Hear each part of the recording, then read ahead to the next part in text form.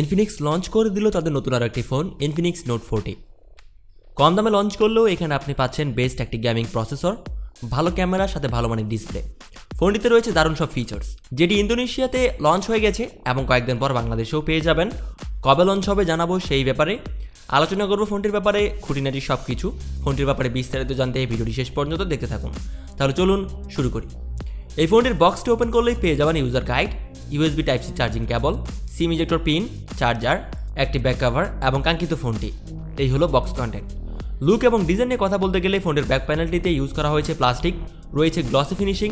ফোনটির body frame Bakshi শেপের। ফোনটির ব্যাক সাইডে ইউজ করা হয়েছে ট্রিপল ক্যামেরা সেটআপ। ফোনটির থিকনেস হলো 7.8 মিলিমিটার এবং এর ওয়েট হলো 190 গ্রাম।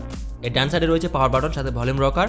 ফোনটির নিচের দিকে রয়েছে main speaker, microphone, type C charging port, SIM card tray, আর উপরে পাবেন নয়েজ ক্যান্সেলেশন মাইক এবং স্পিকার। ফ্রন্টে পাবেন একটি মিডল পাঞ্চল সেলফি ক্যামেরা। সবকিছু মিলিয়ে ফোনটির ডিজাইন আমার কাছে অসাধারণ লেগেছে, আশা করি আপনাদেরও ভালো লাগবে। এতে ডিসপ্লে হিসেবে রয়েছে 6.78 ইঞ্চিজের full HD plus AMOLED display, সাথে রয়েছে 120 হার্টজের রিফ্রেশ রেট। এর পিপিআই ডেনসিটি হলো 393, রয়েছে 1300 নিটসের পিক ব্রাইটনেস, যার ফলে ডিরেক্ট সানলাইট ও ব্রাইটনেসের কোনো প্রকার ঘাটতি চোখে পড়বে না। ফোনটির চিন এবং ব্যাজেল মোটামুটি ন্যারো, যার ফলে দেখতেও বেশ ভালো লাগছে। সাথে 120 হার্টজের রিফ্রেশ রেট থাকায় যারা গেমিং করেন তারা বেশ স্মুথ পারফরমেন্স পেয়ে যাবেন, সেই সাথে পেয়ে যাবেন বেশ কালারফুল ক্লিয়ার কন্টেন্ট ভিউ। ফোনটির ব্যাক সাইডে রয়েছে ট্রিপল ক্যামেরা সেটআপ, যার প্রাইমারি লেন্সটি হলো 108 মেগাপিক্সেলের, রয়েছে ওআইএস সাপোর্ট, সাথে 2 মেগাপিক্সেলের ডেপথ সেন্সর এবং একটি এআই লেন্স। ব্যাক সাইডের ক্যামেরা দিয়ে কোয়াড এইচডি ভিডিও রেকর্ড করতে পারবেন।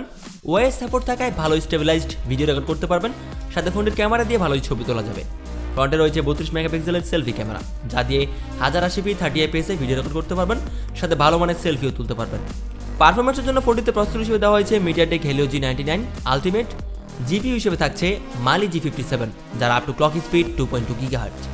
ফোনটিতে মাল্টিটাস্কিং বেশ ভালোই করতে পারবেন, সাথে পাবজি অথবা ফ্রি ফায়ারের মতো ভারী গেমগুলোও বেশ স্মুথলি খেলতে পারবেন। পারফরমেন্সের দিক থেকে ফোনটি আপনাকে কোনো অংশে নিরাশ করবে না আমি মনে করি।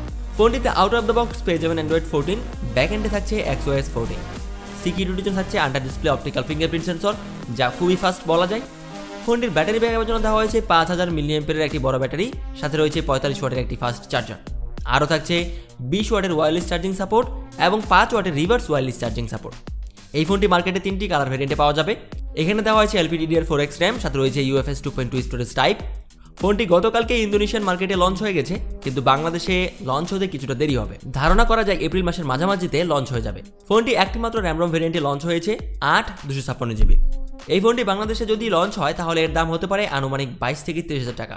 যদি এর দাম 22 থেকে 30,000 টাকার মতো হয় তাহলে আমার মতে এই ফোনটি হতে যাচ্ছে আমাদের জন্য বেস্ট ভ্যালু ফর মানি, কারণ কম দামে এত কিছু অবশ্যই অসাধারণ। তো কেমন লাগলো ইনফিনিক্স নোট 14? এই ফোনটি বাংলাদেশে আসলে কে কে কিনতে চান অবশ্যই কমেন্ট করে জানাবেন। আজকের ভিডিওতে এই পর্যন্তই। পরবর্তী ভিডিওর আপডেট পেতে সাবস্ক্রাইব করে বেল আইকনে ক্লিক করুন।